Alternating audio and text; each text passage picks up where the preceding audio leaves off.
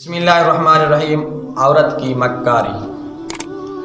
حضرت امام جعفر رضی اللہ تعالی عنہ بیان فرماتے ہیں کہ بنی اسرائیل کے ایک صالح آدمی کی حسین و جمیل عورت تھی جس پر ایک جوان عاشق ہو گیا اور وہ عورت بھی اس جوان کے اوپر عاشق ہو گئی۔ اس نے اپنے مکان کی چابی اسے تھما دی اور کہا جب تمہارا دل چاہے میرے پاس آ جایا کریں۔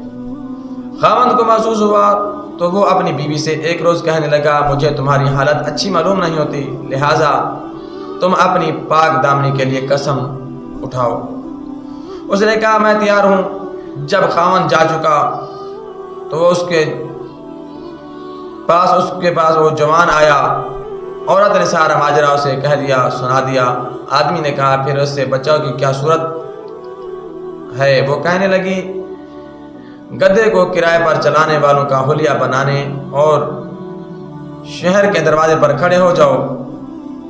چنانچہ وہ اسکیم کے مطابق گدھا لیے دروازے شہر پر منتظر رہا۔ ادھر خاوند آیا اور اس نے قسم کے لیے مقدس پہاڑ پر چلنے کا حکم دیا جہاں لوگ جا کر قسمیں اٹھایا کرتے تھے۔ چنانچہ جب خاوند اور بیوی دروازے شہر پر آئے تو کہنے لگی میں تو گدھے پر سوار ہو کر جاؤں گی۔ خاوند نے اسے سوار کرایا۔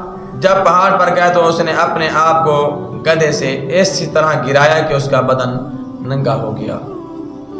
پھر اس انداز سے قسم کھانے لگی اللہ تعالیٰ کی قسم مجھے تیرے سوا کسی نے نہیں دیکھا، البتہ اس گدھے والے نے دیکھ لیا ہے۔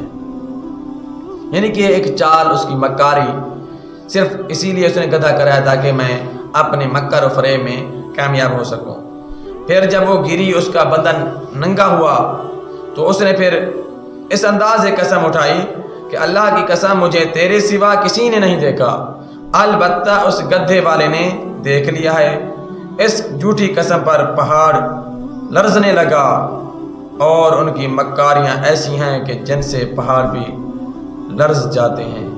اللہ رب العزت ہم سب کو عورتوں کی مکاری سے اور شیطان کی عیاری سے محفوظ فرمائے، آمین۔